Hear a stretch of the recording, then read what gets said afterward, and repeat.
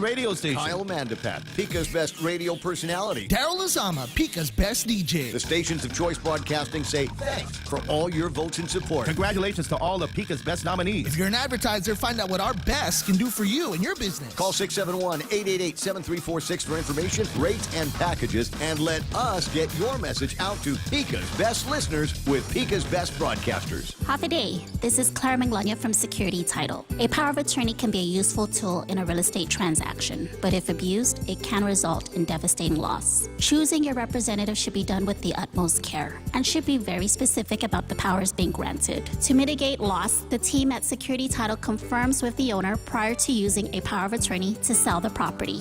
Each transaction is unique. Let the professionals at Security Title use our experience to facilitate a secure closing. We are here to help.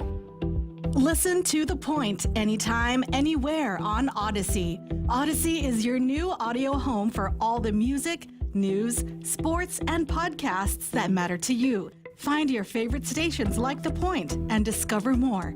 Music stations, local and trusted news sources, sports talk and team coverage, plus today's biggest podcasts. Find it all on the Odyssey app. AUDACY. Welcome to Tall Tales with Bob Klitzkie, the only show on talk radio where common sense is a lot more common. Phone lines are now open at 888-TALK. That's 888-8255. And now, The Point proudly brings you Tall Tales with Senator Bob Klitzkie.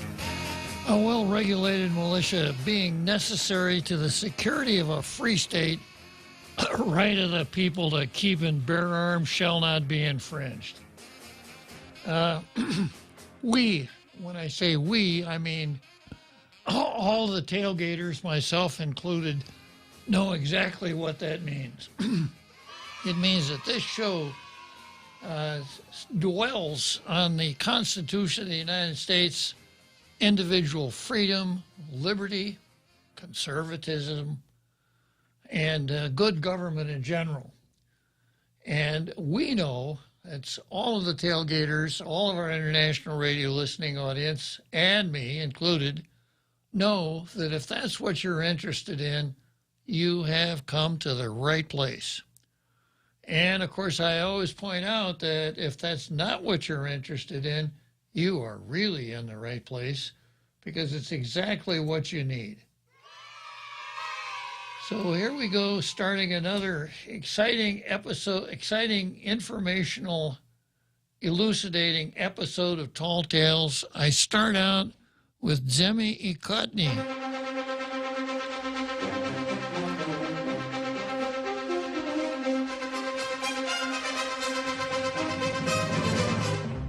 Which has morphed from a comparison of two real editorials, one in each of our daily papers, to an example of the sorriest possible excuses for editorials.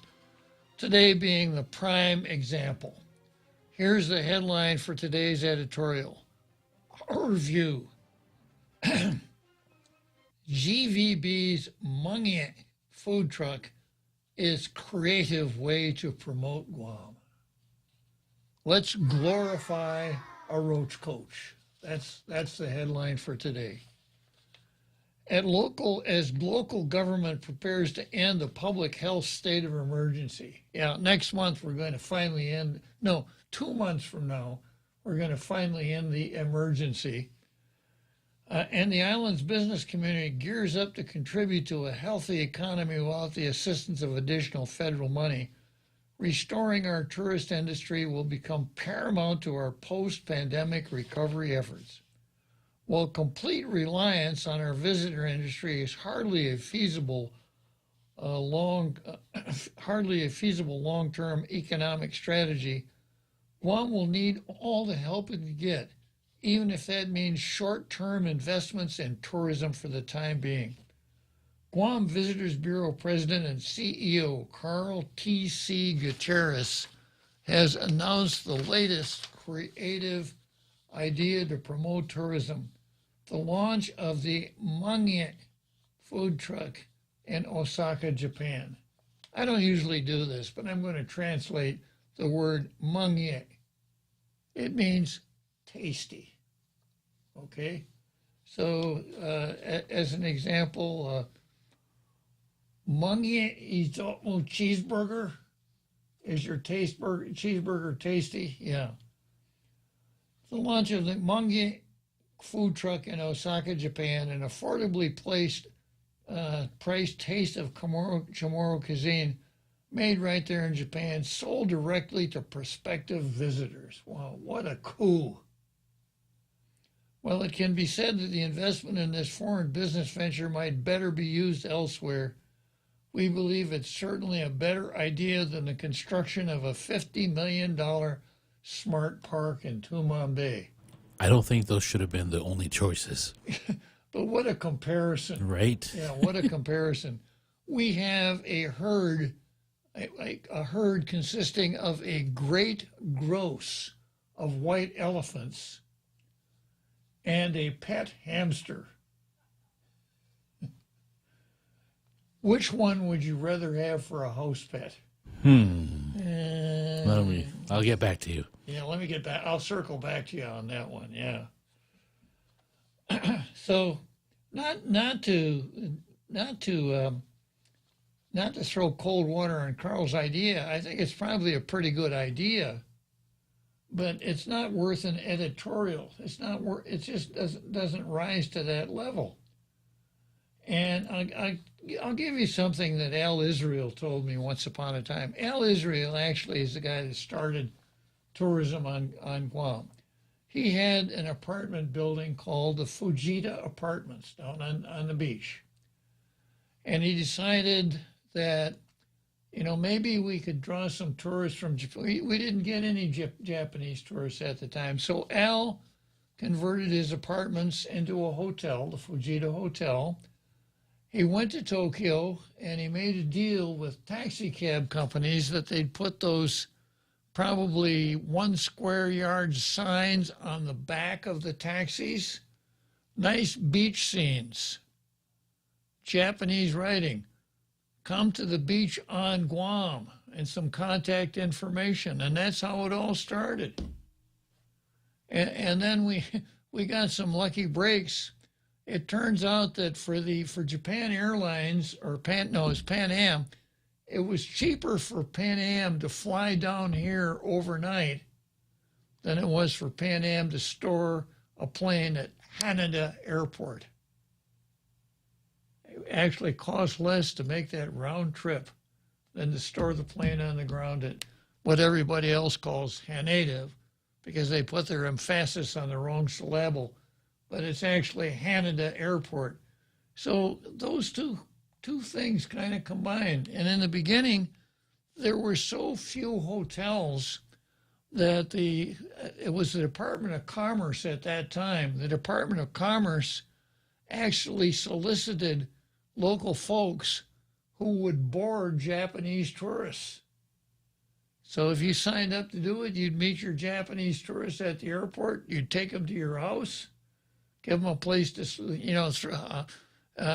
3 hots and a cot, and you were contributing to the tourist industry. Before Al started his motel, we actually had 2. We had the Cliff Motel, which was those concrete single units in front of the hotel. But the only people that stayed there were Pan Am employees on their RONs on Guam. And then the other one was called Airtel. It was down in Agana Bay. And the Airtel was part of a complex called the Sleepy Lagoon. It was a bar back in the day. So anyhow, a little historical background there. So what do you think? Is a roach coach in Osaka a better investment than a $50 million smart park in Tumon Bay? I would say, compared to a smart park, yes. Yeah. Would $10 worth of wooden nickels be a better investment than a $5 million, $50 million? Yeah, I think it's pretty I'll hard to jump on come that. up with something that wouldn't be better. Beyond the sunshine, beaches, and cultural attractions, Chamorro cuisine is one of our island's most important features. The flavors of our unique culture collected and fused together with many influences and tastes of those who have landed on our shores. Now, of course, I can't mention Chamorro cuisine without touching on, guess what? Red rice. Systemic racism, right? I'll bet you that Roach Coach, you can get a scoop of red rice, and I'll bet you dollars to donuts that if you were to translate the probably hiragana writing on that sign on the outside of the Roach Coach, it would say red rice, not orange rice. Whether it's the pica tang in our Kelagwins mixed with the achoti, here we go. Whether it's the pica tang in our Kelagwins mixed with the achoti flavor in our red rice, placed right next to the marinated barbecue chicken adapted to tantalize our Pacific Islander taste buds, no one can deny that Chamorro food is one of our flagship attractions. So here we go. Once again, the narrative, the red rice narrative, right? These are the tastes, and of course, this just cements the whole myth, the whole systemic racism into the everybody knows. What's that dish right there next to the hagunsuni? Oh, that's red rice. How do you know that? Well, everybody knows that's red rice. Yeah. Capitalizing on our beloved Chamorro cuisine and promoting it directly to potential visitors in their home cities is not a bad idea. Now this sounds like something I would have said, Jose. Capitalizing on our beloved Chamorro cuisine, etc., is not a bad idea. Whether it pans out, snare drum, whether it pans out remains to be seen. Creativity and the out-of-the-box thinking will play a critical role in refueling our tourism industry, especially as we compete with other world-class destinations vying for the same markets. And you remember my prediction said that we'll never get back to where we were because of the competition from the other world-class destinations. Whereas, we'd built relationships and habits, long-standing relationships and habits with Japan. When we lost it, when the Japan industry shut down, we're no longer the first motel on Route 66. People are going to think, yeah, I want to go on vacation, but, gosh, there's Okinawa and there's Thailand and Malaya and on and on and on. Going on, Guam must focus on its greatest strength when it comes to building the momentum necessary to attract more teachers. Let's face it, our greatest strengths, three things: sun, sand, and the American flag. Those are our greatest strengths. Perhaps a chain of Hmong food trucks throughout Asia may be a good place to start. Well, if it is, who would start it, Jose? Private businessmen, not the government of Guam. Again, you said not to rain on this idea. You're right. It doesn't make for good editorial, but a good editorial would compare a food truck in Japan to one of the other non-Chamorro food trucks here on Guam, and how does that entice people to go to that area? Exactly. Yeah, exactly. How many people travel from Guam to Mexico? Jamaica Grill's been here forever. Exactly. I've never been to Jamaica Grill. Yeah, exactly. Good, very good point. Yeah, we used to have a restaurant here called Lohmeyer's. It's the building that Guam Cable TV took over. a really, really good German restaurant. All of the Germans say sauerkraut, sauerbraten. It was really, really good, but I don't think anybody bought a ticket from Guam to West Germany because that restaurant was here. Okay, going on. This is, in addition to the editorial, this is a Lee Weber production. I see a phone ringing here. Let me just check and see who I got in the green room here before I go on to the next editorial. J.M. wanting to talk about. Go ahead, J.M. Hey, Bob. I just wanted to remind you that it was really Akira Baba, Mike Baba, in addition to Al, that brought Japanese tourism to Guam because of the things that you just mentioned, that it was cheaper to fly down, park the plane on Guam, and then do your trans-Pacific flight from Guam. I just wanted to make sure that Mike got his due. Well, good for you, Jay. In your explanation. Yeah, Mike added a lot to the island, didn't he? Yeah, he did. He was an amazing contributor. Yeah.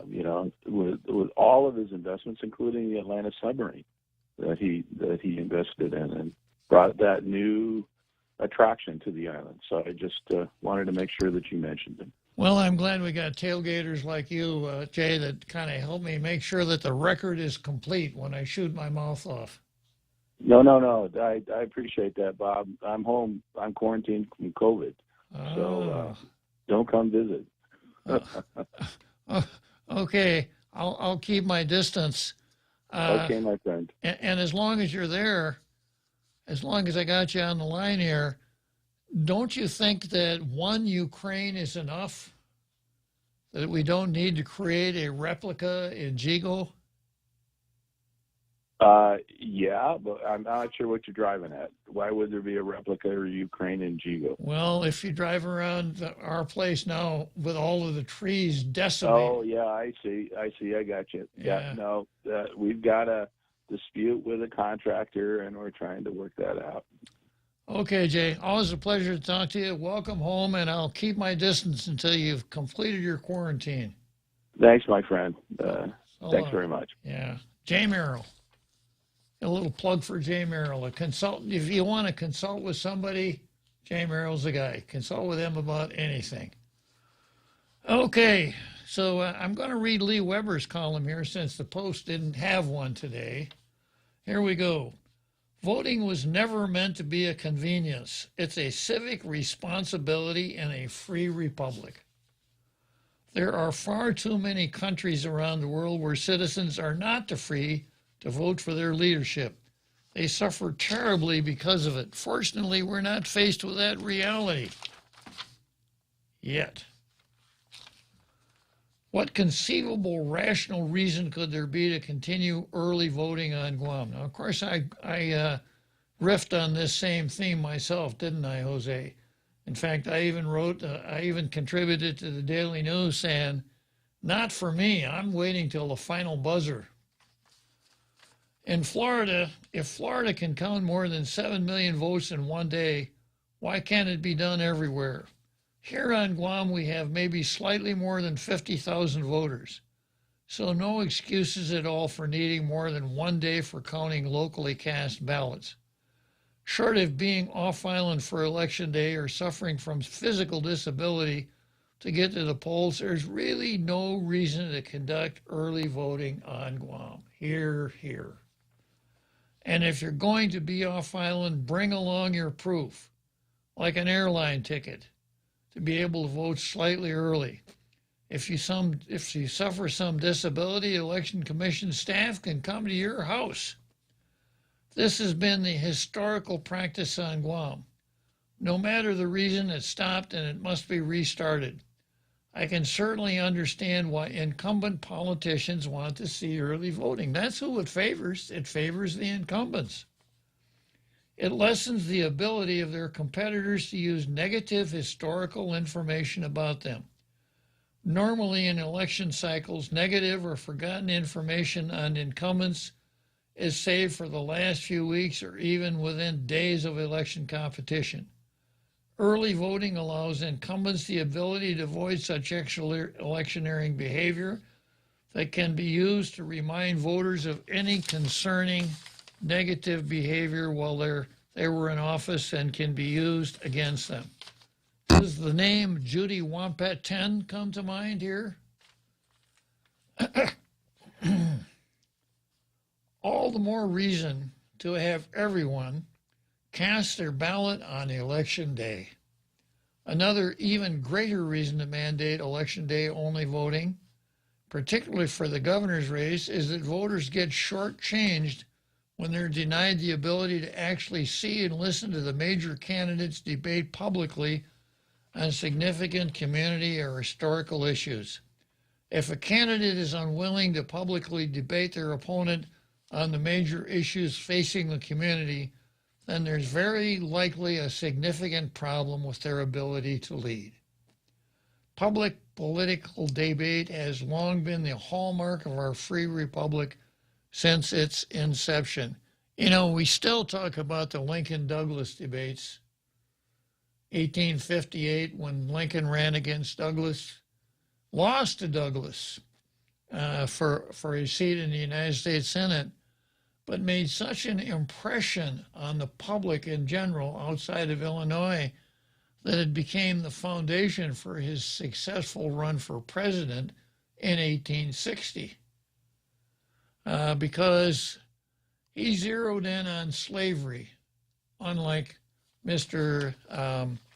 Douglas, whose solution to the whole slavery dilemma that the United States was caught in at the time, what was properly referred to as popular sovereignty. Such a nice sounding name. Who could possibly be opposed to popular sovereignty, right? Sounds like a redundancy. Yeah, but popular sovereignty in 1858 meant this. If a territory became a state, the people in the new state would decide, or the people in the territory would decide if it would come in as a free state or a slave state. A nice bit of nomenclature, right? Yeah. Popular for everybody but people of color. I sound like a Democrat here, don't I? But it's true. And because of that idea of popular sovereignty, you had basically a war in Kansas, bleeding Kansas. Anyhow, Weber makes a really good point here about the debates. The voting community has the right to hear their respective candidates' plans for the community and how they intend to initiate those plans. We should not permit voting prior to being able to listen to and view those public debates. And those debates should be held before the primary and general elections. They should be held multiple times during the day and evening to allow all voters a chance to see and listen. Allowing voting before the final debate, just before election date,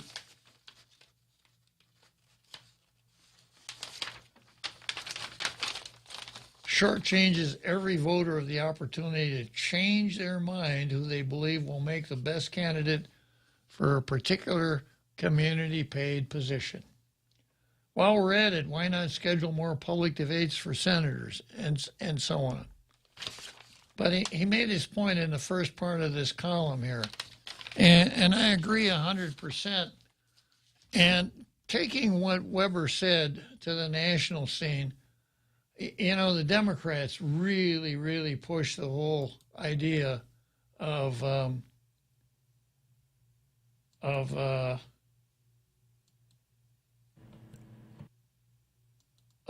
other alternatives besides in-person voting. And it's a scam. Now, of course, they do better with write-in votes. I mean, they do better than Republicans with other than in-person voting. And according to McNench, Republicans tend to vote in the morning, Democrats in the afternoon, which doesn't surprise me at all. I don't even have to come up with a snarky comment about that. You know what I'm talking about, right? So imagine this scenario. Let's say that we're living in one of the states that allows people to just take their ballot and put it in one of these remote boxes that nobody is monitoring. So I decide that I want to make it easier on people. So I say, come to Bob's ballot party.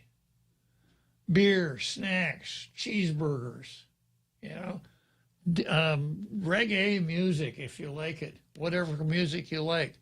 Just bring your ballot along and turn it into Jose at the front door and enjoy yourself.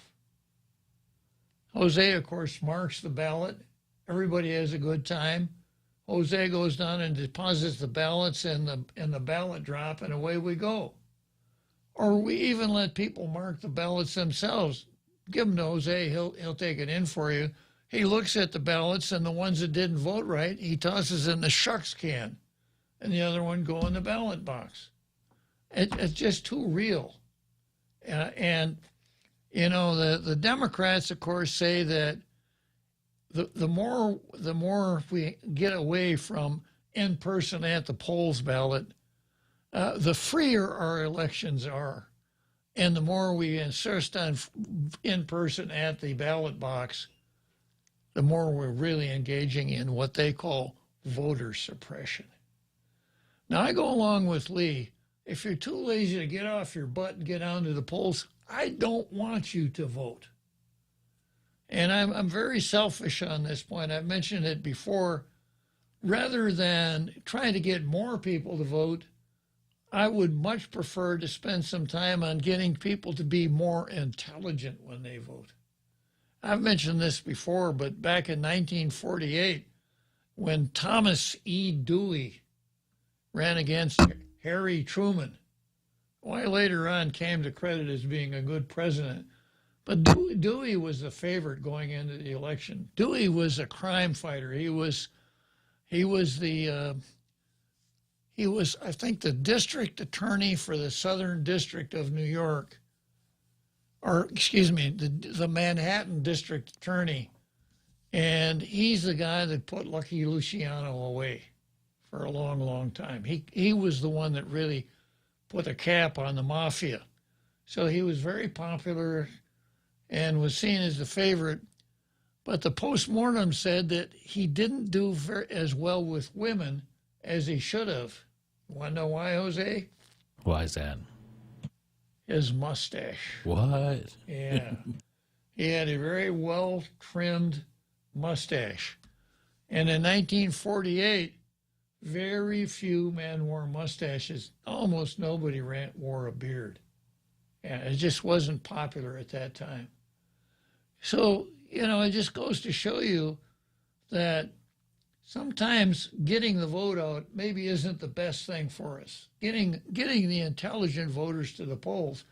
Of course, in my own ego-involved way, I think that intelligent voters are probably going to vote the same way that I do. Every time. Every time, yeah. And then the other selfishness that I'm going to fess up to here is this, that the fewer people that vote, as long as I vote, the more powerful my vote is. If 10,000 people vote and I vote, my vote is 1/10,000th of the total. If 20,000 people vote, my vote is only half as powerful as it was when only 10,000 voted.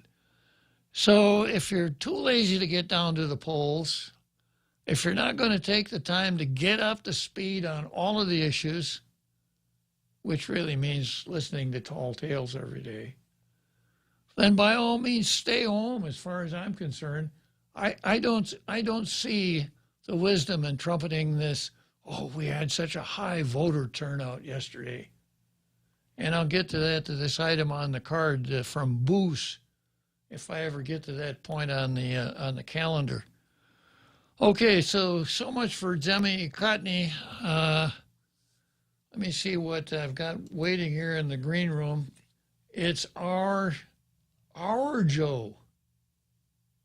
Our Joe? I didn't know we had an our Joe. We've got another Joe. Okay.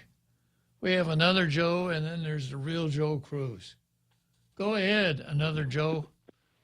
Uncle Bob, I apologize. I'm gonna have to disagree with the voting thing. I think families. Oh, hold on.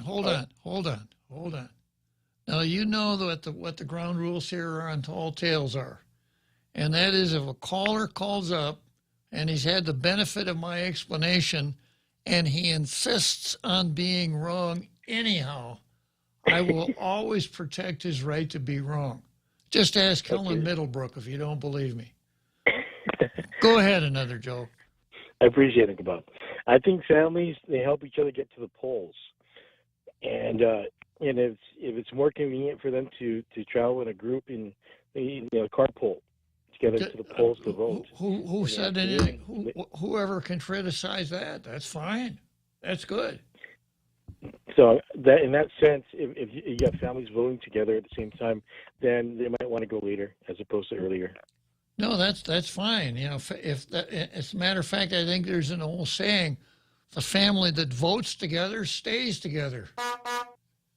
There you go. Yeah. Okay, Bob. That's pretty much all I wanted to say. Okay, another Joe. You weren't even. He wasn't even wrong. I didn't even need to protect his right to be wrong. He just wanted to be wrong, but he was right. He had his heart set on being wrong, but he was right. I kind of spoiled it for him, didn't I? Let's take a short break, and I think I got another caller in the green room when I come back here.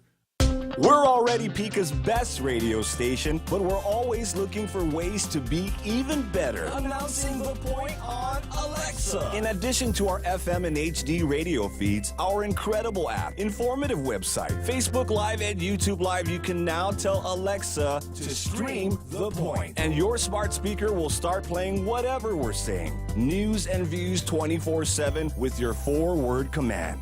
Alexa, stream the point. Half a Day Guam Chili's is going local, featuring new menu items. All your Guam favorites with the Chili's twist. Taste the heat with Chili's Carton Pica wings with just enough of a kick to leave you wanting more. Dive into the savory flavors of coconut cream and spices with the Southwest Tinactac. Test your taste buds with Chili's Denancy glazed roast chicken and ribs, or hear the excitement coming off the sizzling stir fry with your choice of chicken, beef, or shrimp. At Chili's, more life and great local favorites happen here.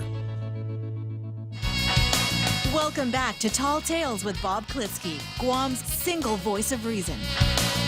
Call now, 888-TALK. That's 888-8255.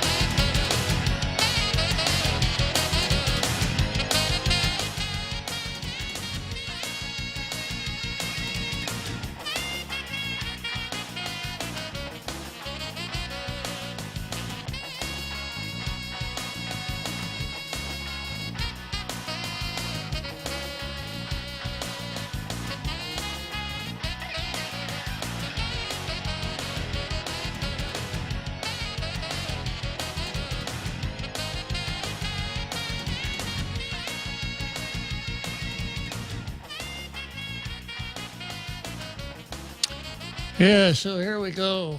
I've got Kellis on the line. I just want to say one thing about Thomas Dewey before I leave him. He had been a district attorney in Manhattan, and he did put Charlie Lucky Luciano away. But when he ran against Harry Truman, he was running from the perch of governor of New York. And up until very recently, anyone who was governor of New York or governor of California was automatically considered as a potential candidate for president of the United States. Those were extremely powerful positions in the day. Well, let's see what Kellis is going to tell us about voting. Go ahead, Kellis. Judge, I have to disagree with you. Well, hang on, hang on okay. a second, Kellis. You know what the rules are here. I know exactly what the rules are. After you've listened to my complete explanation, if you insist on being wrong, I will protect your right to be wrong. So go ahead. How can I vote early and often if I only have the opportunity to vote on one particular day? That's a good point, but of course my advice was meant only for Republicans who don't vote often, right? Okay. Yeah. Okay. Yeah, that was it. I just wanted to, make my point right there that, how is it possible for me to do that? But now I'm where I got to go, so I have to hang up on you, Judge. Yeah, well, you're certainly in the spirit of Tall Tales, so you rang the bell with that one, Kellis. Thank you very much. Okay. Yeah, good call. That's what Tall Tales is all about, right? We find tailgaters are able to find the humor in almost any serious situation and are not shy about coming forth with it. Not at all. Not at all. Good call, Kellis. I hear the Democrats are dying to get into the voting booths, too.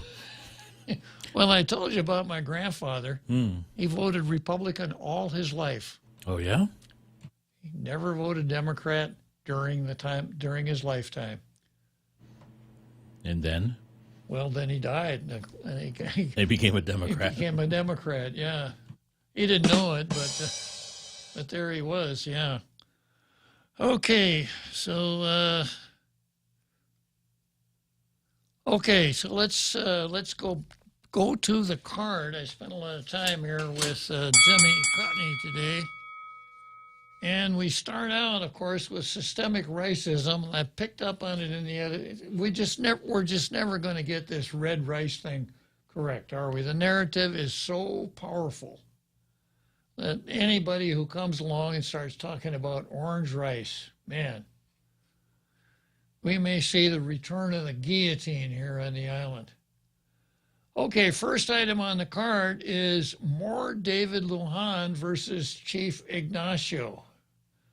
And of course, the day after Jeepgate started, the Jerry Kitchen incident, what do we call it? Jerry Kitchen Gate? Jerrygate. Jerrygate, yeah. The day Jerrygate started, I knew that there was a cover-up from the get-go, even though the chief didn't. Next item on the card is GPA versus the procurement law. And I'll tell you something about the procurement law that you probably never thought of before. Then we got some holdovers from yesterday's card. We've got Jess Lujan versus the Jones Act, Brandon versus the elephant, and Boos versus the electorate.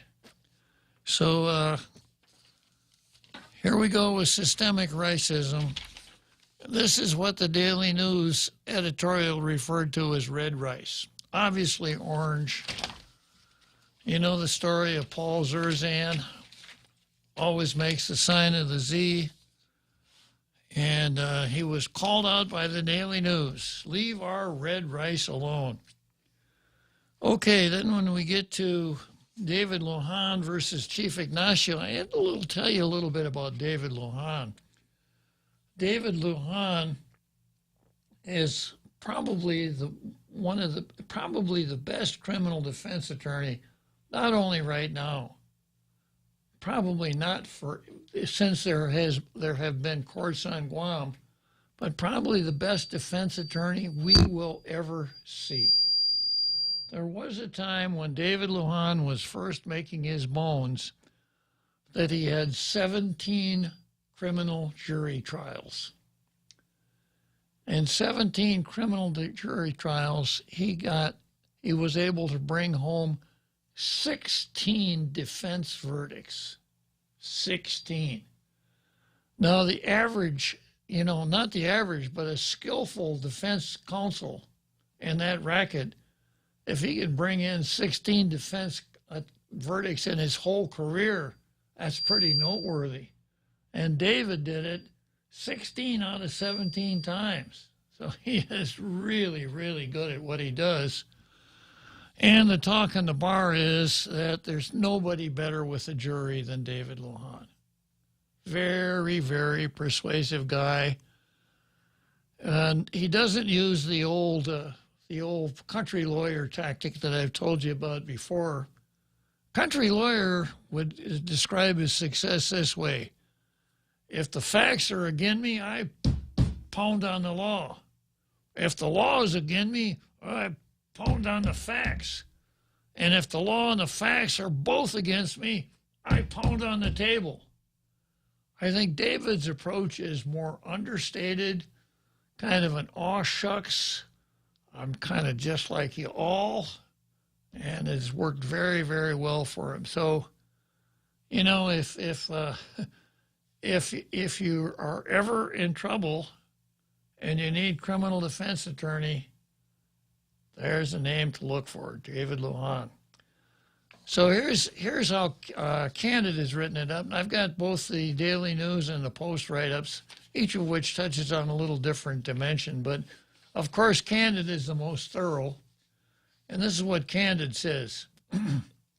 The jury in the case dubiously known as the Red Jeep or Jury's Kitchen case, now we know better than that. It's Jeepgate or Jerrygate, right? I'm sorry. It's Jeep Throat or Jerrygate.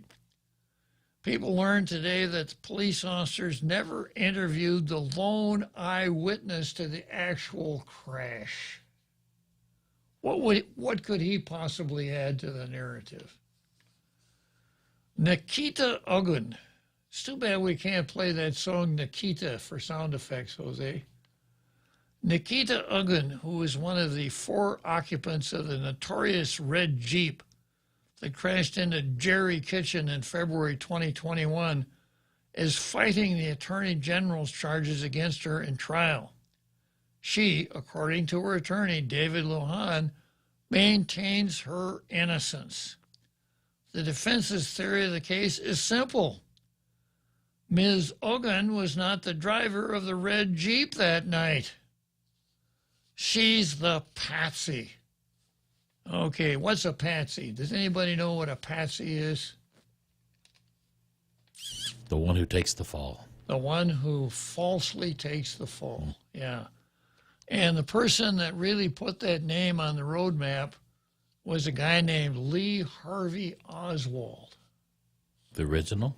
The original Lee Harvey Oswald. When a reporter stuck a microphone in his face during the perp walk and asked him, did you kill John F. Kennedy? And Lee Harvey Oswald said, I didn't kill anybody. I'm just a patsy. And if you read all the accounts of, what really happened, that line keeps coming up a lot. And there's a lot out there that suggests that baby Lee really was just a patsy. The latest thing I ran across, I'm really interested in this kind of stuff. The latest thing was that there were 2 Lee Harvey Oswalds.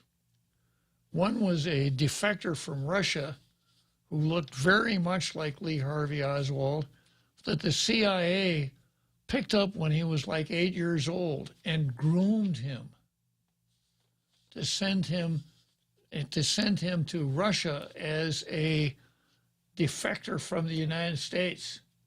And he's the one that actually went to Russia, not the real Lee Harvey Oswald.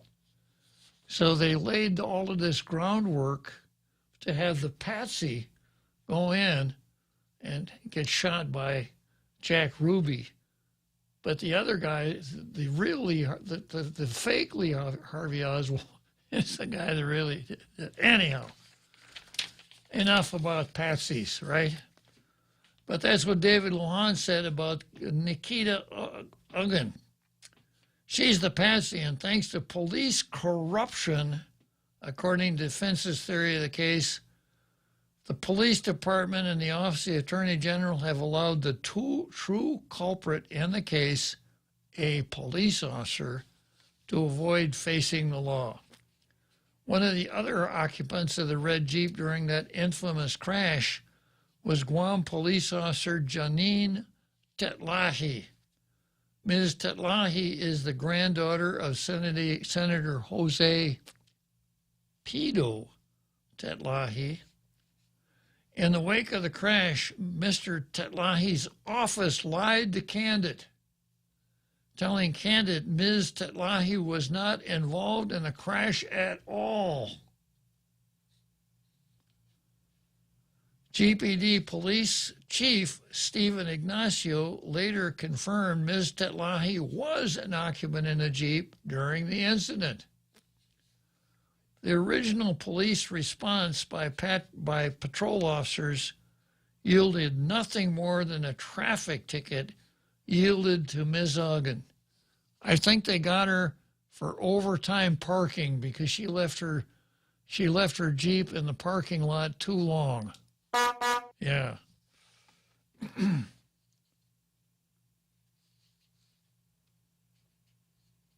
No investigation, even so much as a breathalyzer test being administered to whoever the driver was. The public outcry after the public learned of GPD's mishandling of the case led to a second investigation ordered by Chief Ignacio himself. That was when GPD Officer Scott Arceo was assigned to lead the investigation. Arceo was called as a witness by prosecutor Grant Olin in the trial today. During Lujan's cross-examination of Arceo, the police officer admitted to a glaring omission in his investigation of the case. No police officer ever interviewed the lone witness to the crash. And surveillance footage exclusively released in the weeks after the crash, one man is seen approaching the building where the crash occurred. That man was a G4S security guard assigned to the compound that night, Ruti Pachamwai. From Brazil? From what? From Brazil? I don't know. It looks perhaps like India. Oh. Pachemwai. I was thinking of that statue that they brought to the Vatican. Pachamama. Oh, Pachamama. Yeah. Close, but no cigar, Jose. Asked by Mr. Lujan why police were ordered to conduct a second investigation to help GPD wash the stain of corruption from itself, failed to interview the only eyewitness to the crash, Arceo responded, "I wasn't instructed to." From the get-go. Yeah. Now, of course, we're all sitting here wondering, why didn't Lujan ask him who gave the instructions? But you know the rule about cross-examination. Lawyer never asks a question in cross-examination unless he knows the answer. Cross-examination is not for developing information. It's for proving up a point to the jury. So Lujan says, you folks were instructed to find out the truth of this matter. Isn't that correct? That's correct, Arceo responded. So cross-examination, the difference between cross-examination and let's get a little law and order here, right? The difference between cross-examination and direct examination is a cross-examiner is allowed to use leading questions. As an example, you were instructed to find out the truth of this matter. Isn't that correct? If that question were asked by the prosecutor, he couldn't say, isn't that correct? Because that's a leading question. The prosecutor would have to have said, what were you instructed to do? Because when you use a leading question, it can only be if it's properly constructed, it's a yes or no question. And you don't allow the lawyer using direct examination to hem in his case that way. Now, there are times where the person who subpoenas the witness is allowed to use leading questions, and that's where you hear this phrase, hostile witness. Counsel has subpoenaed his own witness is on the stand, and the witness turns out to be very evasive. In other words, he's answering the question differently than he did when counsel interviewed him. So counsel will lead him along to develop that hostility, and then he'll say to the judge, Your Honor, I request that you determine that this witness is a hostile witness. Judge could say denied or granted. If he says granted, then counsel can use leading questions on that witness. So, got to take a short break here, and we'll come back to cross-examination. Choice Broadcasting has done it again. Votes are in and we hit the trifecta. 93.3 The Point, Pika's best radio station. Kyle Mandapat, Pika's best radio personality. Daryl Azama, Pika's best DJ. The stations of Choice Broadcasting say thanks for all your votes and support. Congratulations to all of Pika's best nominees. If you're an advertiser, find out what our best can do for you and your business. Call 671-888-7346 for information, rates, and packages, and let us get your message out to Pika's best listeners with Pika's best broadcasters. Farewell ANZ Bank. You've been an excellent corporate citizen for 30 plus years. And yes, we're competitors, but we're sorry to see you go. Now let us address the bank's customers. Bank Pacific's arms are wide open to accept your banking needs, whether it be to handle your savings, commercial checking, merchant business, or consumer or commercial loan needs. We're open on Saturdays in 4 convenient locations and have excellent online banking services. And we're staying, for as you might know, where others put branches, we place roots. Equal Opportunity Lender, member FDIC.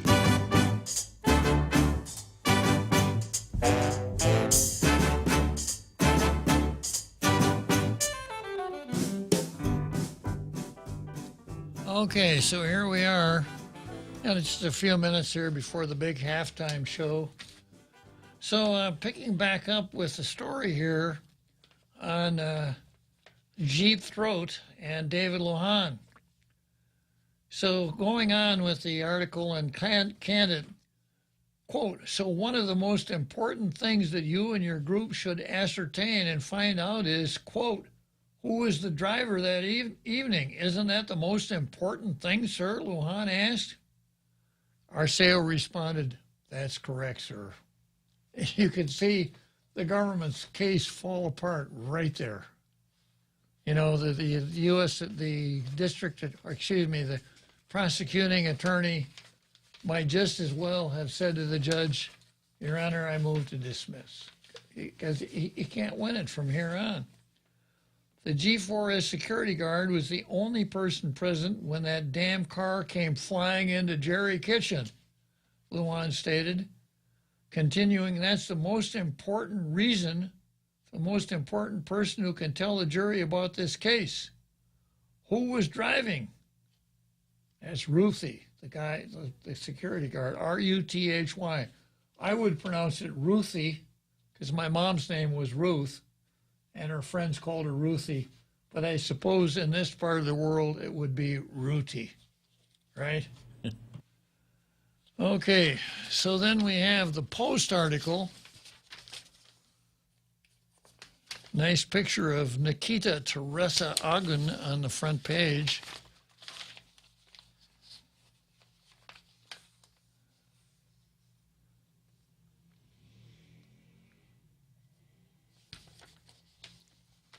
Okay, Lujan then interviewed, then asked Arceo about another officer named Wanius Putris. What a name.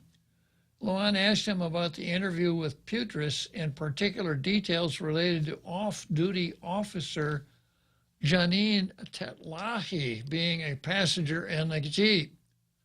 Quote, in your interview of Officer Putris, that Officer Putris told you, Janine Terlahi handed him Ms. Uggan's driver's license.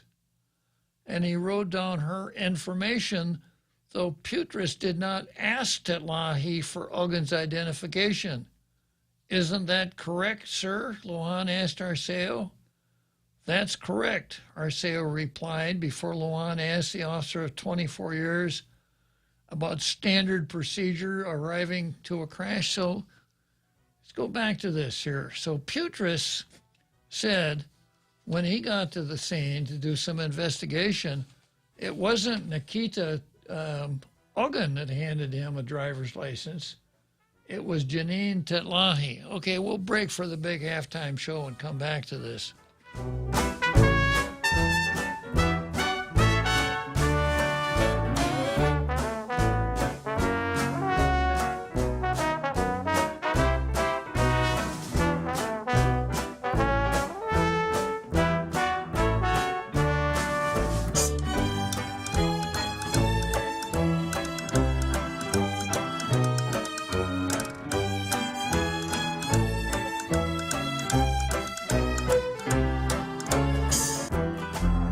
The Point is KUSG, Hagåtña, Guam, 93.3 FM and 104.3 HD3. We will not stand for this.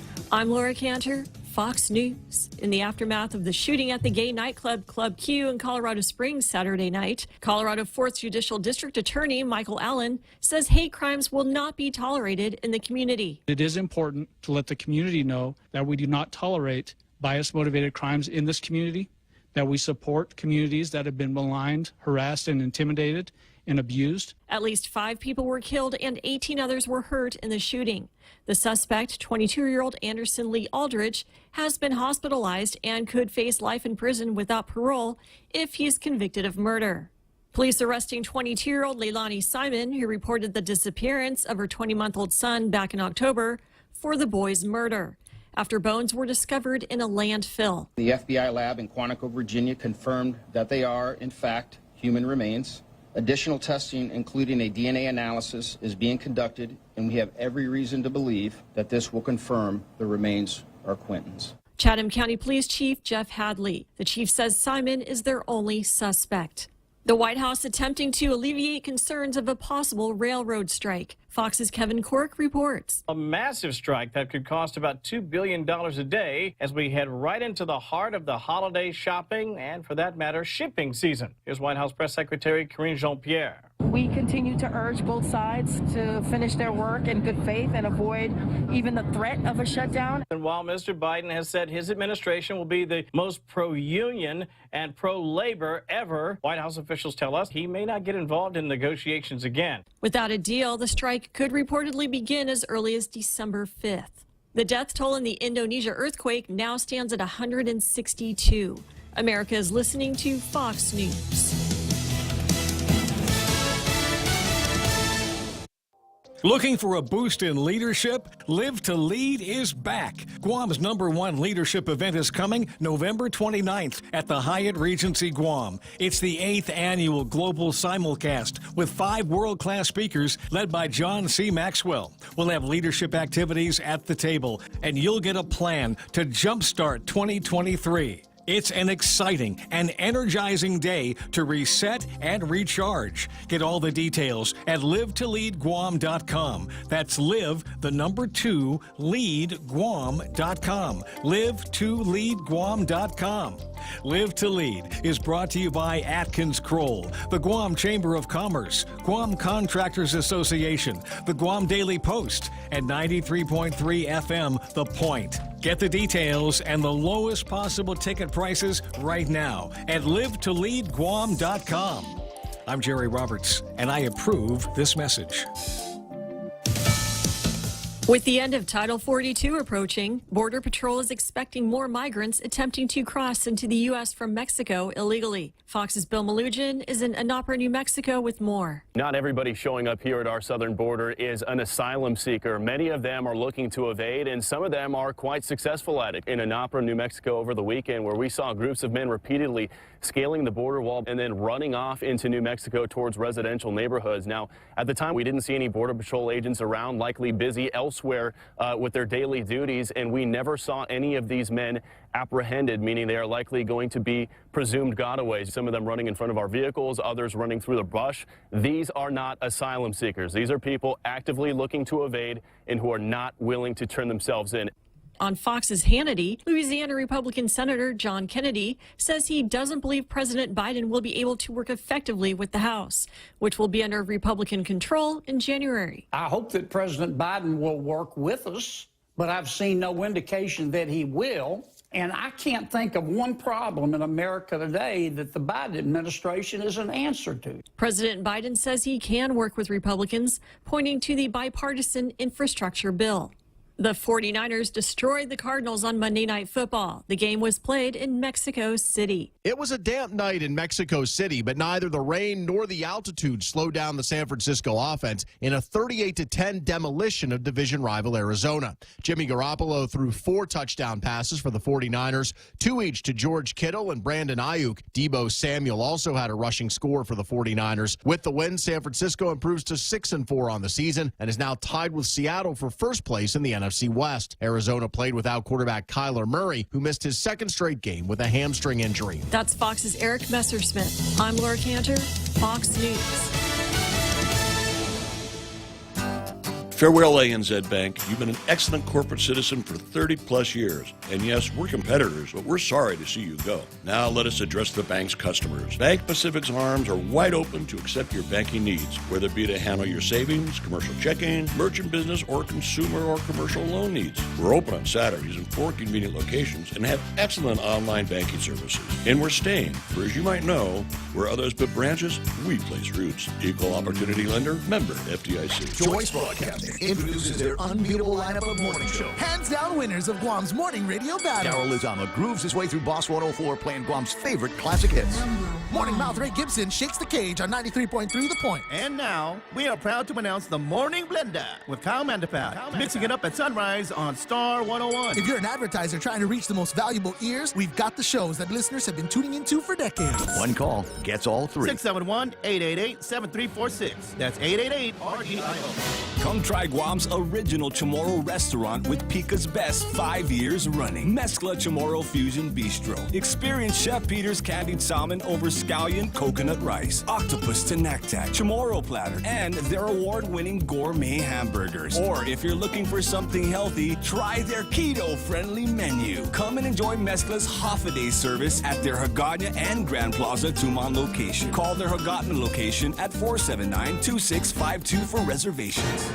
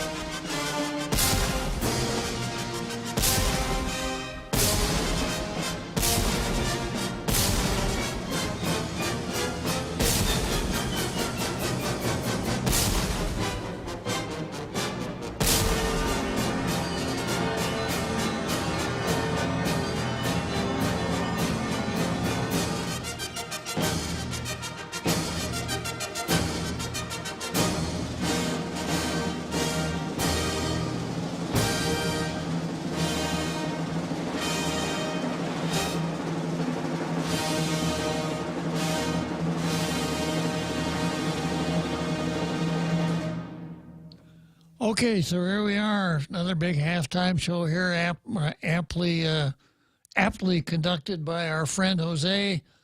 You didn't see the Rogues Gallery today, but we're still having difficulties with Facebook and some of our projection capabilities.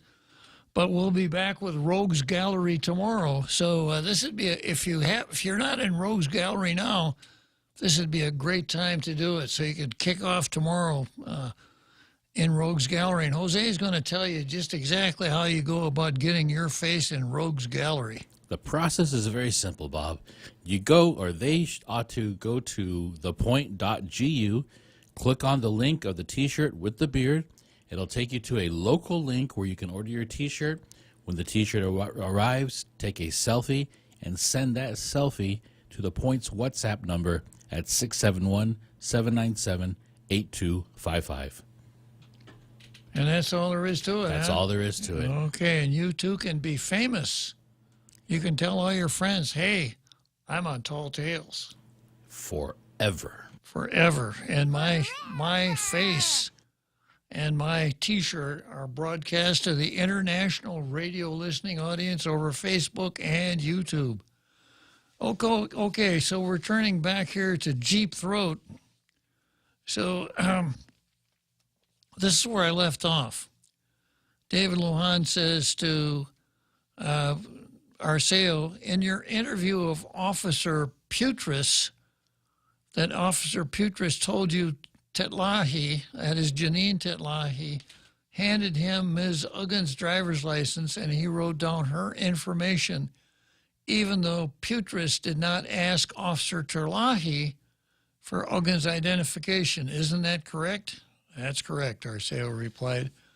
So here we have Nikita Uggan holding on to Janine Tetlahi, police officer Janine Tetlahi's driver's license, giving it to the investigating cop saying, here's her driver's license. Now, why would she do that? Because she wanted someone to take the fall. She wanted Uggan to take the fall. And they probably, in the time between the crash and the time that the cops actually arrived, would have had time to cook something like that up. Hey, yeah, when the cops get here, I'm going to be in a heap of trouble because cops aren't supposed to be doing this kind of stuff. I'll tell you what, Janine says, I'll tell you what, I'll just say I was driving. Could have happened. Maybe it did, maybe it didn't. Or, conspiracy-minded, they take a really well course on patting down the victim or patting down somebody to find something. I don't think it's that hard to take a license from someone who's very inebriated. No, no. So, you would think the cop would have said, who was driving this car? And then gone to that person and said, let me see your driver's license. And can I see the registration? We haven't heard any of this stuff. So it's just really suspicious when the person who had the most to lose is the one that gives the driver's license. When it was never asked for. Yeah, when it wasn't even asked for. And then the cop just takes it. In your interview of Petrus, you questioned his investigative technique. Isn't that true? Luan asked Arceo. That's correct. In fact, you questioned Petrus why he didn't separate Tetlahi from Uggan, which would have made a lot of sense, wouldn't it? As that is standard procedure upon arriving at a crash scene. Isn't that true? Luan followed up. That's correct, Arceo answered. Arceo answered before agreeing with Lujan on the fact that Petrus said he didn't know why he did that. He didn't know why he took the driver's license from Tetlahi instead of from Uggan. Uggan was never interviewed after the crash, according to Arceo, because she was distraught. Okay, so everybody, in your glove compartment, your glove box, you had a copy of your registration, you got a copy of your insurance certificate. I would Xerox the page of the dictionary that has the definition of the word distraught. And then if you ever get pulled over by the cops, they want to ask you questions, get that out and read it real quick and say, officer, please don't ask me any questions. I am too distraught to answer your questions. There's a precedent. And apparently the officer, I'm sorry, ma'am. I won't. If you're distraught, I got it. There was a question from a caller, Bob, and I'm not sure how it moves this story, but who is the owner of the Jeep? Is it Uggan? We've never found out. That's a good, yep. Yeah, we never found out. I'm trying to remember, and I don't think I ever heard. We've never heard, yeah. And every time I've been pulled over by the cops, too often, I might add. License? Yeah, sir, could I see your driver's license and registration? And proof of insurance. Yeah. Or, gosh, officer, this is a rental car. Okay, well, then just show me the rental car agreement. I got pulled over twice in the States, Jose. Yeah. And you had all the information on you. I did. Did you pass over Auntie Lou's license? No? I should have. She was too distraught. Yeah, she wasn't with me, but I should have grabbed onto her license before we separated so I could give it to the cops, there you go. Right? Yeah, yeah. So I gave them that, but you don't start reaching for it when the cops are approaching your car. You sit there with your hands on top of the steering wheel, and you don't make a move until the cop tells you to, right? Yeah. Well, I found out in, I think it's New Mexico, they have a sign. Periodically, a sign I wish we had on our highways here that says, use left lane to pass only, right? So, cop pulled me over and he said, I saw you passing that truck and you stayed in that left lane longer than you really needed to. So when you pass, make sure you get right back to the right lane. You know what I said? Yes, sir, officer. I'll do that for sure. Thank you, sir. Yeah. And then he gave me back my driver's license and the rental agreement. And away I went. I was very careful after that. All right. Throughout the questioning, Arceo Lujan asked the officer multiple times about a G4S security guard being the only witness to the crash and saying that Uggan wasn't the driver of the car. Arceo was unable to answer the question because he didn't read that part of the report. Wow. Lujan said in his opening statement that Uggan's charges were the result of a cover-up for police officers and explained that evidence will show she wasn't the driver of the Jeep. It looks like he's almost done that already, doesn't he? So this is one of those rarities. You know, ordinarily, the prosecution puts on its case, the defense puts on its case. Witnesses for the prosecution build a case for the prosecution. And then when it's time for the defense to put on its case, they try to come up with evidence that counters the evidence of the prosecution. But this may be one of those rare cases where the prosecution's witnesses prove up the defense case. It may not be necessary for David to put on a case because he's getting all this favorable testimony from prosecution witnesses, from cops. Even the report itself and the secondary report points to some. I mean, it's loud.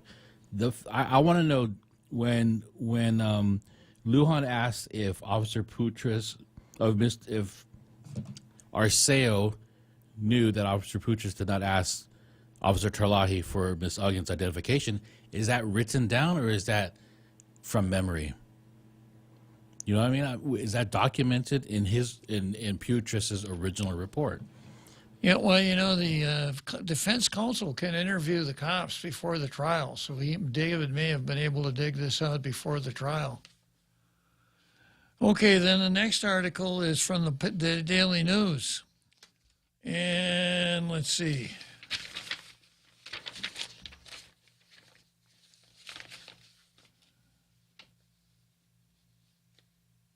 Initially, police cited Uggan for speeding. How fast could she have been going inside Jerry Kitchen? She paid the ticket the next day. The case later was reopened by Chief Steve Uggan, Steve Ignacio. Uggan was charged with driving while impaired as a misdemeanor. Cross-examination continued Monday with defense counsel David Lujan questioning police officer Scott Arceo, one of the 5 officers in the second investigation of the crash. Arceo said he and the other officers learned the details of the case from the preliminary report. Now just stop and think about that. The preliminary report. Chief says, go out and, there's a lot of controversy here. Go out and investigate that case. So wouldn't you think the most unreliable document available to anyone who wanted to take a look would be the first report? Because that's the reason for the reinvestigation. So how do they start their reinvestigation? Well, they memorize the preliminary report rather than going out and doing their own, right? Arceo said, according to the report, the officer who was at the scene tried to interview Uggan, but she was, quote, too distraught to speak. Now remember I suggested you carry a copy of the dictionary page that has the word distraught on it, because you want to make sure you know the difference between the word distraught and the word drunk. All right. It was very brief. The attempt was very brief. There was an attempt. Sort of, I suppose it went something like this. Miss Uggan, we'd like to ask you a few questions about the crash. Oh, please don't. I just feel so... Oh, okay, thank you. Sorry, ma'am. I've got a box of Kleenex in my car. I'll go get it for you. After the reopening of the case, Arceo said police did not conduct another interview with Uggan, perhaps hypothesizing that she was still too distraught. No sense wasting time, right? Luan also asked Arceo about an off-duty police officer, Janine Tetlahi, who was identified as one of the passengers in the vehicle.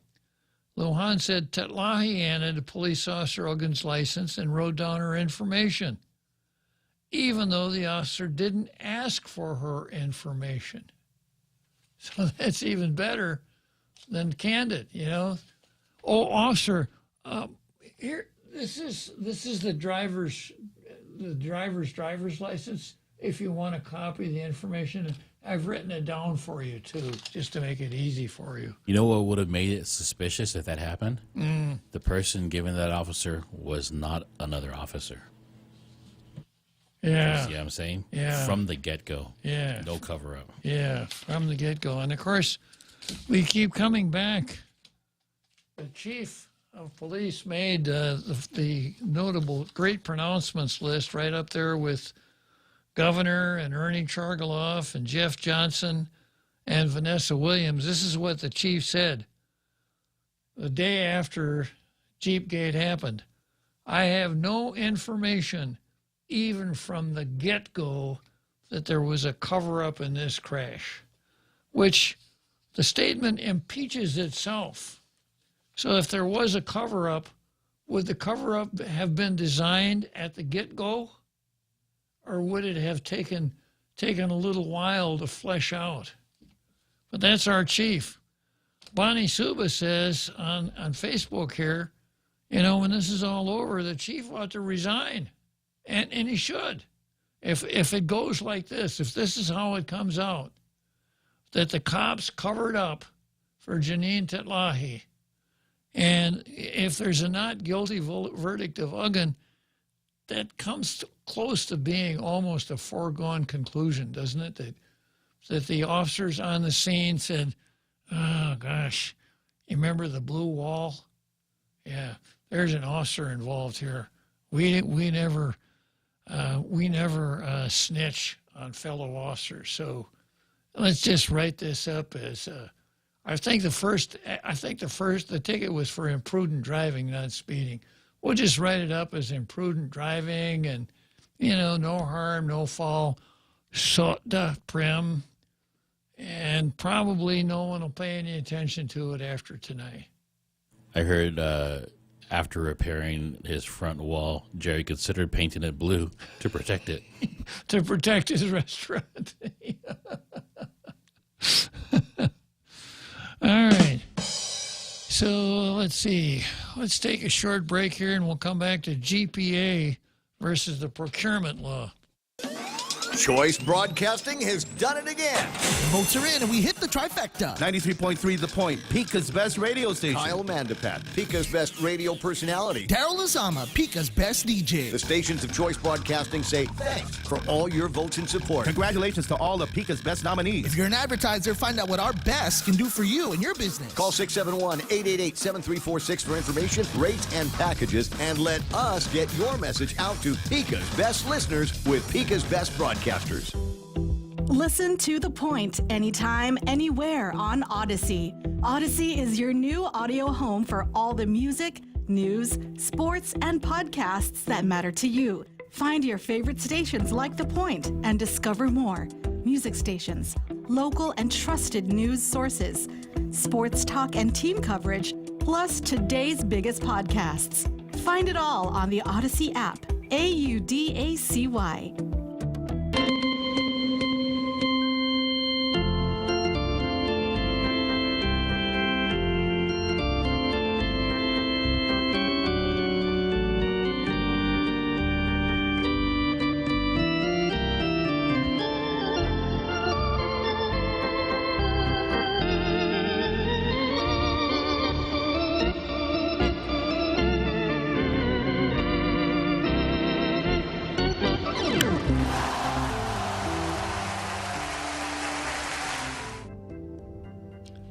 Okay, so here we are, Wrigley Field in Chicago, the world's most beautiful ballpark. I want to spend just a minute more on Thomas Dewey. I'm kind of fascinated here with the Dewey dimension because I remember what happened.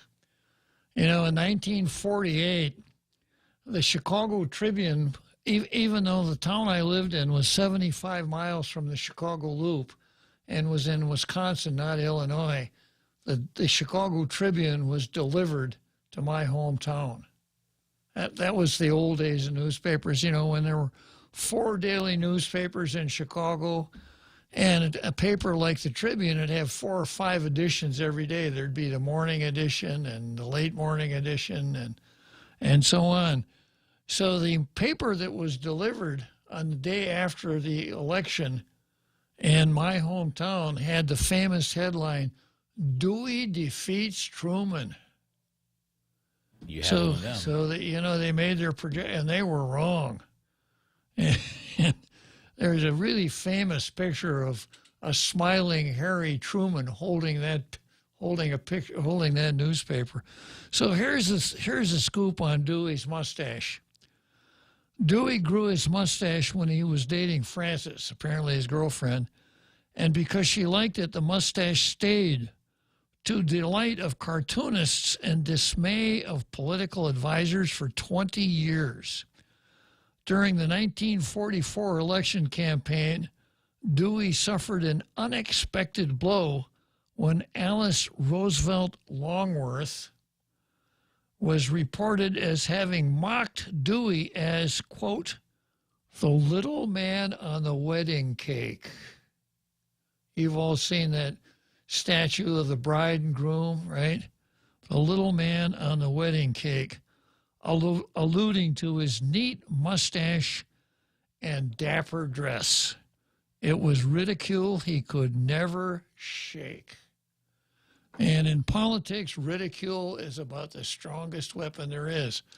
Now, of course, this whole idea of Dewey and his mustache and the quip from Alice Blue Gown, Alice Longworth Roosevelt, would no longer work because you can't talk about the man on the wedding cake.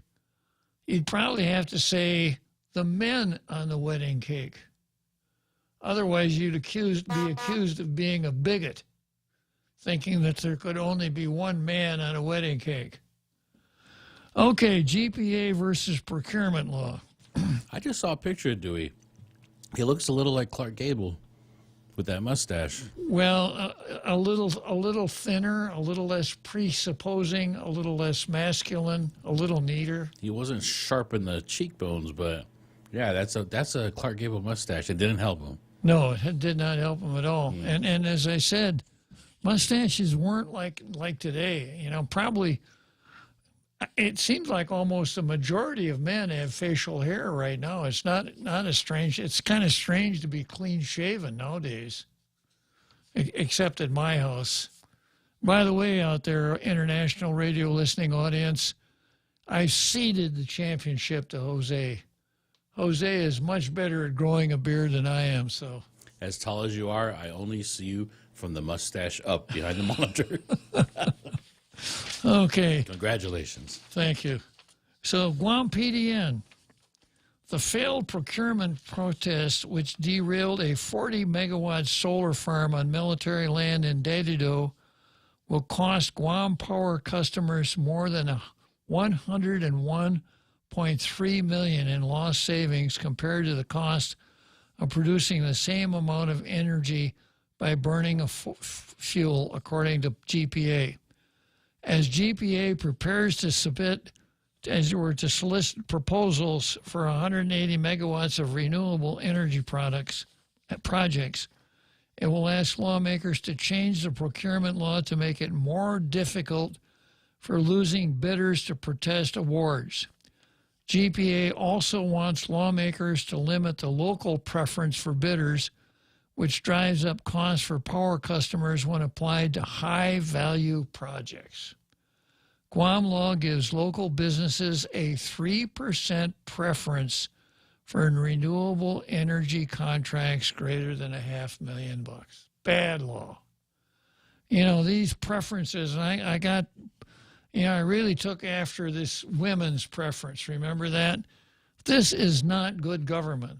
This is not basic government services on a break-even basis. It's not for the government to choose winners and losers, to have favorites, etc. So this 3% preference for renewable energy contracts for local businesses, bad government. Here's what John Beneventi said. We're not against local preferences. We're not against protests, but we have to protect the ratepayers. I think it's too skewed the other way.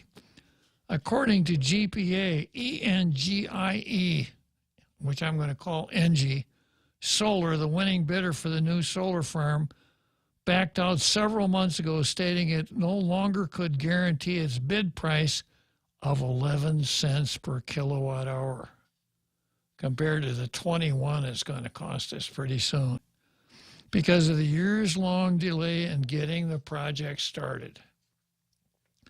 GPA issued a bid request for the bids for the project in November 2017.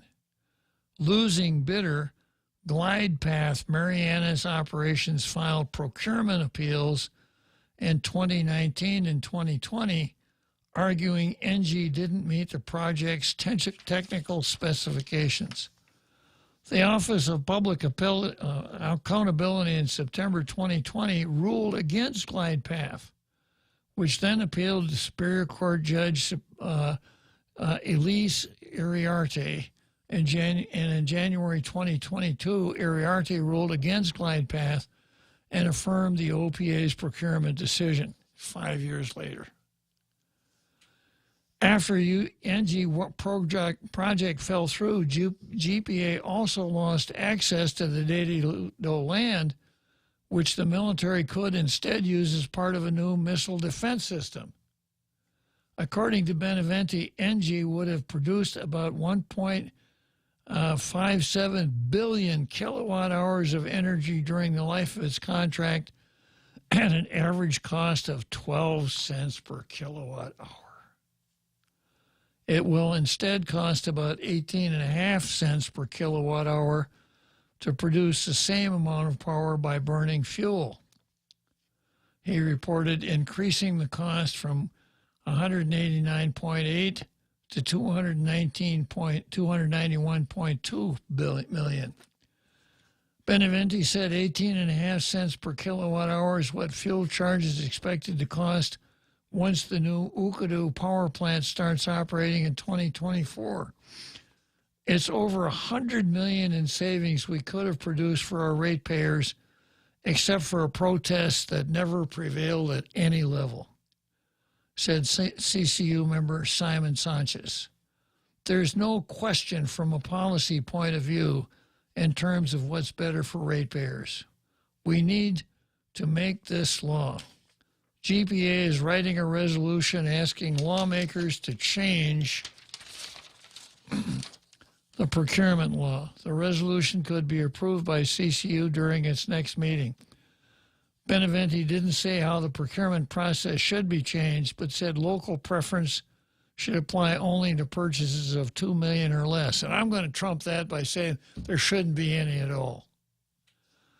Sanchez said it costs very little for a business to become incorporated on Guam and qualify for the local preference.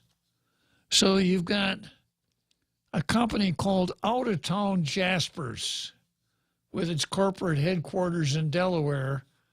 They want to get this preference, so they come out here and incorporate as Out of Town Jaspers (parentheses Guam), and they get the local preference. That makes a lot of sense, doesn't it? Makes no sense. First of all, the preference makes no sense. And then second, this angle on it really makes it look stupid. So is there a definition for local? Yeah, local corporation. Just licensed here on Guam. Yeah. Okay. Yeah. That's easy. Yeah, very, very easy, yeah. So, and then here's something that most people don't understand about procurement regimes in general and ours in particular, you would think that the design of a procurement regime is designed to do two things: to get the government the best product at the lowest price. If that's what you think, you're wrong on two points. The purpose of procurement regimes in general and ours in particular is to make sure that everybody has a fair shot at the procurement. If it results in low price and good product, well, that's fine. But if you examine the whole thing and the protests and all the rest of it, it's designed for, quote, fairness. And this is a classic example. We were so fair that we screwed ourselves out of $100 million. If I had my druthers, I would want to see best product, lowest price. And I got to tell you, as much as I spend digging around in the law and, being a member of the Guam Bar for, how long has it been? It'll be 49 years next month. Wow. The whole procurement law is an impenetrable maze. I wouldn't know where to start to fix it up. But I know who would. John Thomas Brown, who runs procurement courses for the government. So, senators out there, Won't Parkinson, if you want to do something, cut a contract with John Thomas Brown and get him to come up with a new procurement regime that protects the ratepayers and the taxpayers. And, of course, it has to be fair, but that can't be, the driving force so that someone who has the ability to file a procurement appeal throws a monkey wrench in the whole thing and spoils a perfect deal for us. Okay, that's my soapbox for today. Bob, I have questions about procurement always because it's a very confusing thing to navigate. It is, yeah. When a biddee, is that what they're called? Bidder protests something, that means that a bidder has already been awarded the contract? Yeah. Okay.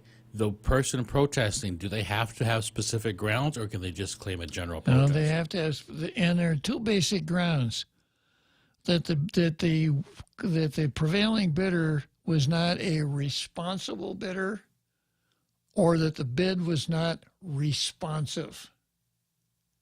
Responsible bidder means someone who is qualified to do the work that he bid on. Responsive means that your papers are conforming to the bid specs. And then there are other grounds for protests, like government screw-ups, like the government's supposed to keep a complete procurement record. If during a conference, one of the procurement conferences, which have to be recorded and minutes taken, et cetera, if the procurement official blows his nose, the Kleenex that he used to blow his nose better be in that procurement record, or it's grounds for challenge. I almost believed you. A slight exaggeration there, Jose. But that's how confusing procurement is. I almost believed you. Yeah. So, we got to reform it. We got to make it user friendly. We got to streamline it, and we got to design it so that the government gets the best product at the lowest price.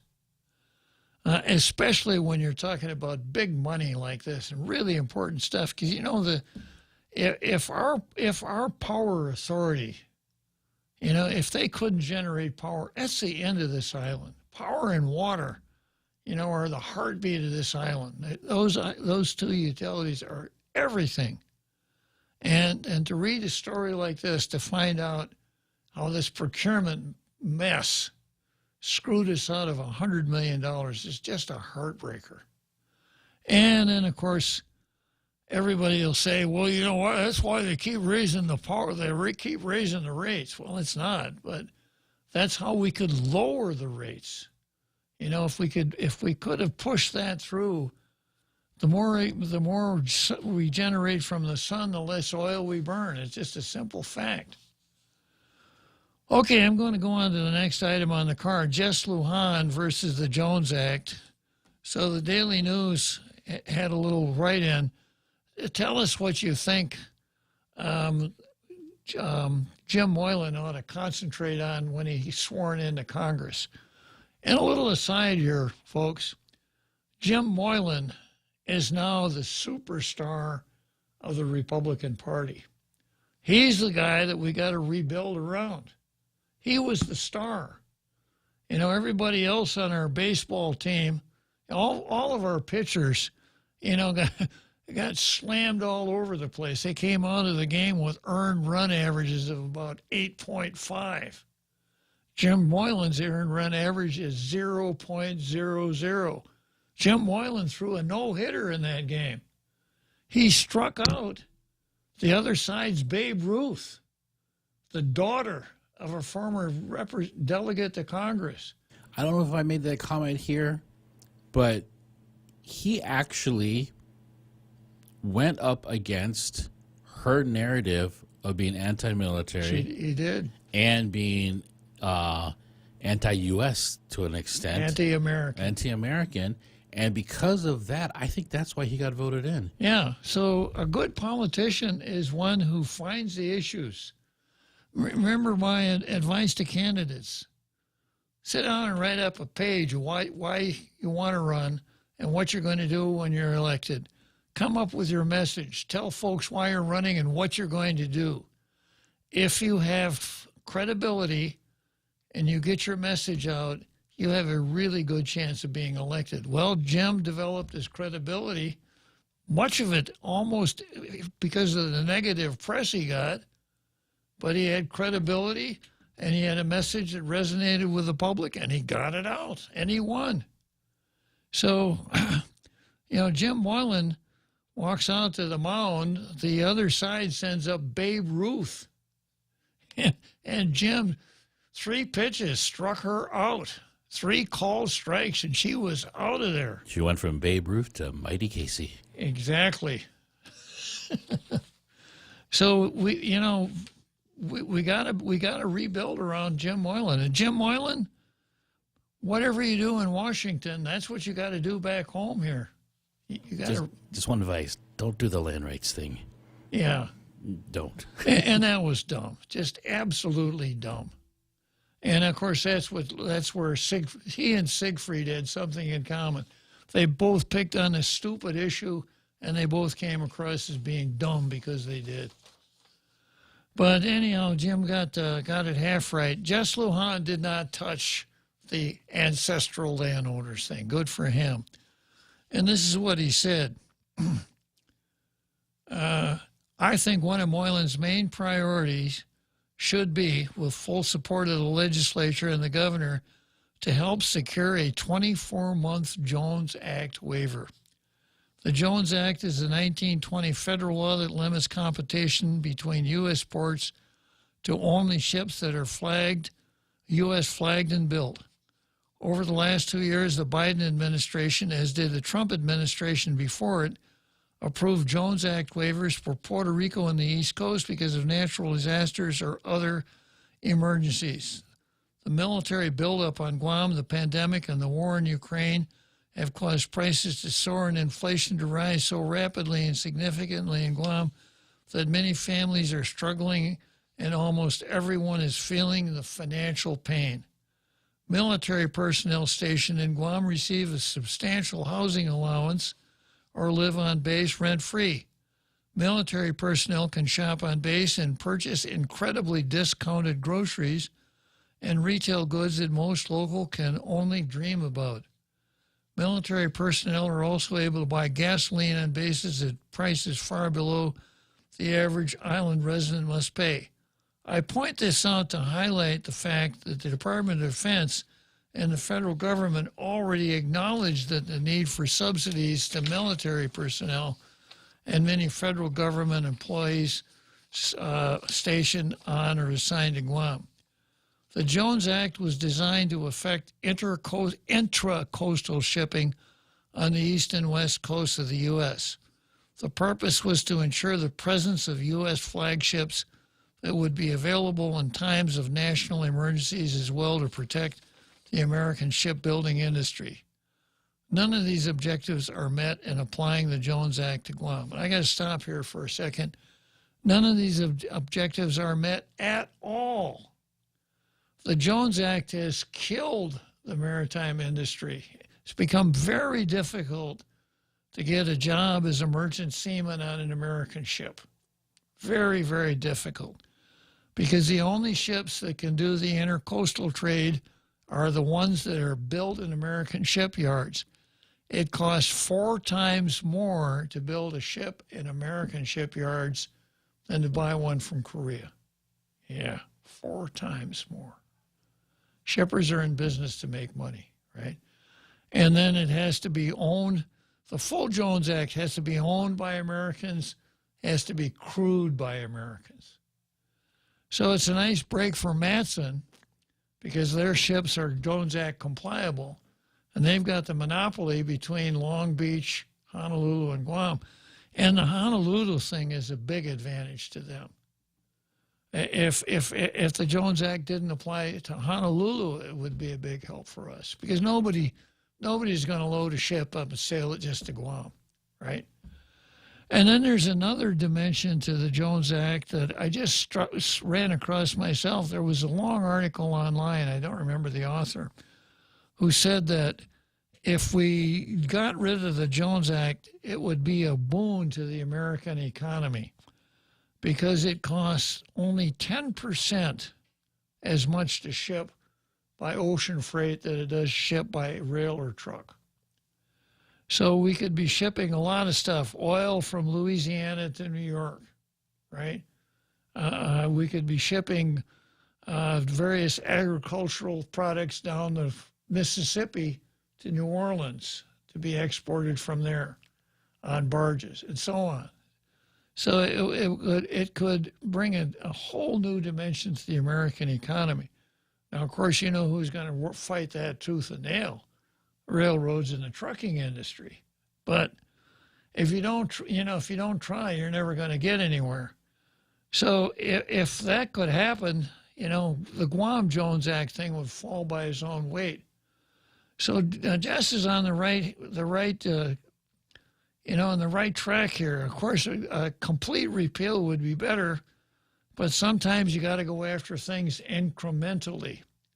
Now, the folks up in the CNMI were pretty good when they sat down and negotiated with the U.S., and they have something in their covenant that said Jones Act doesn't apply to the CNMI. It doesn't do them that much good, however, because there isn't that much cargo in and out the CNMI. It doesn't pay ships to sail from Long Beach to Saipan. So it's there, but it doesn't help them that much. So the lesson here, 2 lessons. One, Jess is on the right track. Get the 2-year waiver. See if you can make it permanent. And in the same process, when are we going to sit down with the covenant and get some smart people from Guam and say, this is what we need to do. This is our bargaining chip with the U.S. Hey, you guys over there at Department of Defense, we are the front line. We're the FEBA, the forward edge of the battle area for the United States of America. And if we prosper, your defense prospers. And this is what we need to prosper. Get rid of the Jones Act for us. So Jess is on the right track. The military impact. Rear Admiral Benjamin Nicholson, Commander Joint Region Marianas, has already communicated publicly to the Leon Guerrero administration that he is aware that an increasing number of military personnel stationed on Guam seeking housing off base, and the military buildup itself is creating a strain on the rental market, driving rental prices up. The dynamic squeezes the local renter and financially hurts the average Guamanian family renting a home or apartment. Nicholson has indicated this concern and has communicated that the military is actively working with the Leon Guerrero administration, looking at the case of pain and reduced financial distress felt by the local population. The military also realizes, along with the economic benefits the military brings, it not only puts immense pressure on the local rental market, etc. I don't think the elected leadership of Guam has ever had a more receptive military leadership, or military more aware and willing to help solve the challenges. I see the current situation as an excellent opportunity, these are just Lujan's words, to gain support from the Department of Defense and the White House for the Jones Act waiver. That's why on January 2, 2023, almost immediately after being inaugurated, I will introduce a resolution making a detailed case for the 24-month Jones Act waiver. And I will be asking soon to be Congressman Moylan to help advance the effort. We don't need congressional approval for a 24-month waiver, and if the governor and the legislature and the congressmen all work together, I believe there's a real possibility the Biden administration will approve it. So good job, Jess. Jess is on the right track. Okay, short break. We'll go to Churchill Downs, and then I'm going to come back and wrap this up with some good news and bad news.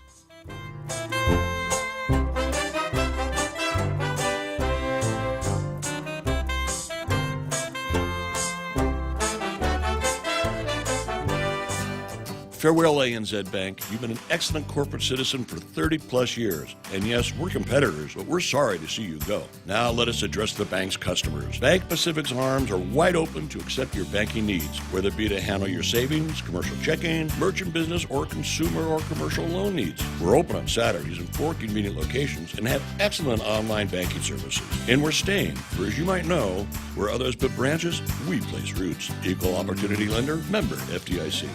Choice Broadcasting has done it again.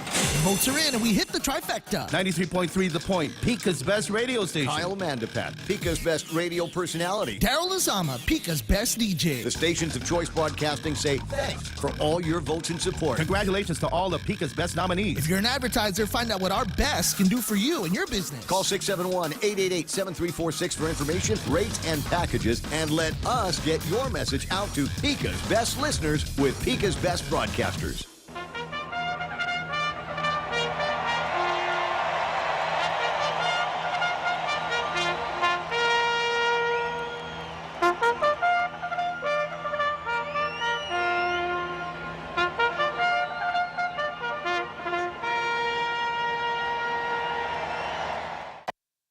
Jess Lujan's got a good idea there, and if you get everybody lined up, it's a big order, but if you get DOD to support it, the governor, the legislature, I think you got a good chance of making it happen.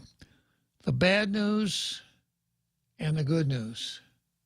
The bad news is that Jess finished number 15, and there's a recount between Jess and number 16. Now, the person who finished 16 is pretty good at finishing number 16, and maybe she's got that nailed down. That would be none other than the person formerly known as Kelly Marsh Titano, now known as Kelly Marsh Titano. So Jess has got to get through that. Pretty good chance. And then the good news is this. Jess, this came out in Sunday's paper, actually Saturday night in Sunday's paper, and so far, Won't Parkinson has not attempted to influence the legislature not to introduce that resolution. So that's the good news. But, of course, he hasn't been sworn in yet. So maybe when he's sworn in, he'll come to the defense of Matson, the Jones Act qualified shipping company that serves Guam, along with APL that gets its own subsidy from the military. Yeah, because they have to be ready to drop everything and carry military cargo if the military requests. APL is Charlie Hermosa, who I believe is a tailgater. He's been on Ray's show. I've had him here as an in-studio guest, etc. So there you go. Okay, I got about 6 minutes to go here, and this is really fitting because it's just about time for, oh, that's right, no Facebook today, right? Yeah, I'm holding up my Let's Go Brandon sign, but you can't see it. It's just about that time. So this is an article from my buddy Jonathan Turley, a really great columnist. And this is what he said. What elephant? AP denies there's any evidence that Joe Biden discussed Hunter's business dealings. So that's the elephant in the room. For those of us who have written about the Hunter Biden scandal and the family's influencing peddling operation for years, it's routine to read media stories denying the facts or dismissing calls to investigate the foreign dealings.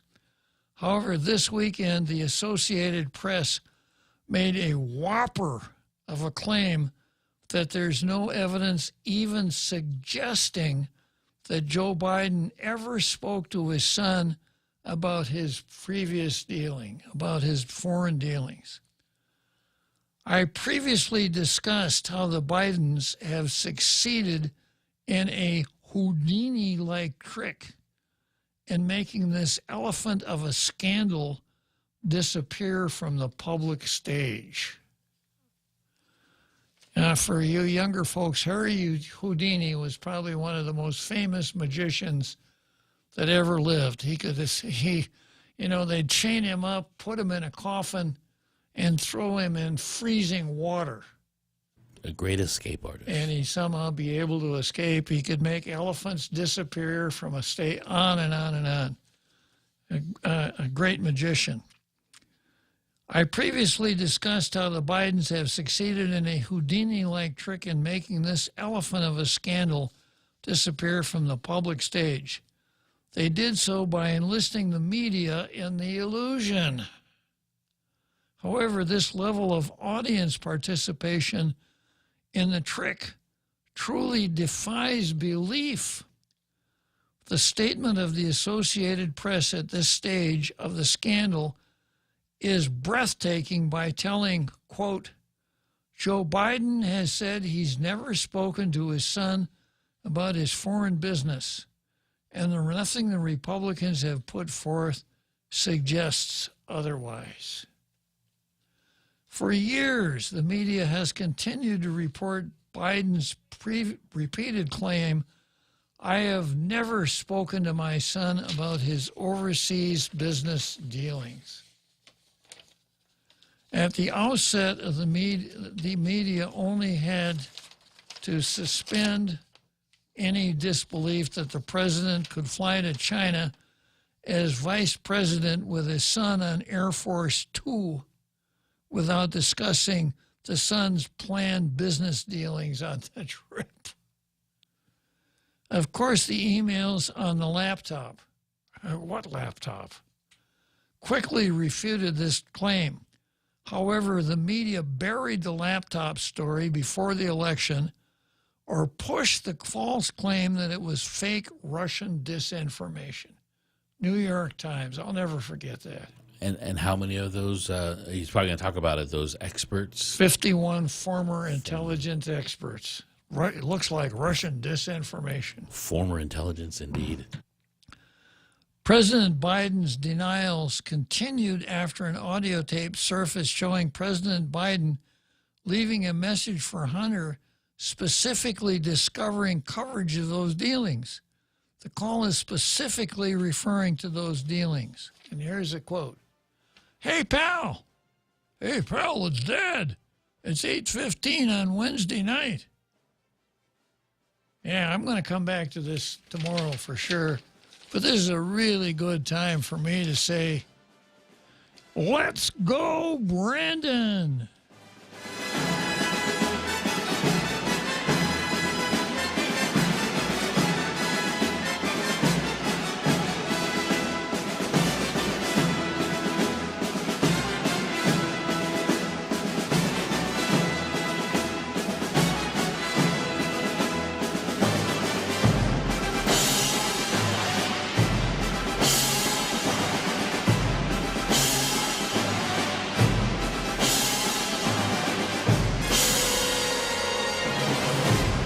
The Point is KUSG, Hagåtña, Guam, 93.3 FM and 104.3 HD3. We can come back from this. I'm Laura Cantor, Fox News. That's what Colorado Springs Mayor John Suthers says about his city following the shooting at a gay nightclub there Saturday night that killed at least 5 people and injured 18 others. We all want to ensure that our community is not defined by this tragedy, but by our response to it. The suspect identified as 22-year-old Anderson Lee Aldrich. Police Chief Adrian Vasquez announcing Thomas James and Richard Fierro, a decorated Army veteran, as the heroes who subdued Aldrich just minutes before police arrived. Authorities investigating why an SUV crashed into an Apple store in Hingham, Massachusetts Monday morning. At least 1 person was killed and 16 others injured. Fox's Alexis McAdams has the story. Emergency responders called to the scene less than an hour after the store opened. Several witnesses called 911 to report a dark-colored vehicle had jumped the curb and crashed right through Apple's plate glass storefront window. The SUV struck multiple people, trapping a number of them inside. First responders jumped in to render emergency treatment as soon as they got there. The driver was not among the people taken to the hospital for treatment. A federal judge ruling against Amazon over its retaliation behavior. Fox's Tom Rigotti explains. A judge is ordering Amazon to stop retaliating against employees engaged in workplace activism. The case was brought by the National Labor Relations Board after an employee involved in union organizing at a warehouse on Staten Island, New York, Gerald Bryson, was fired. The judge has issued a cease and desist order against Amazon, but the same judge also denied the NLRB's request to have Bryson reinstated. A fire at an industrial wholesaler in central China Monday evening, killing 38 people. No word on what caused the fire or why so many workers were killed. America is listening to Fox News.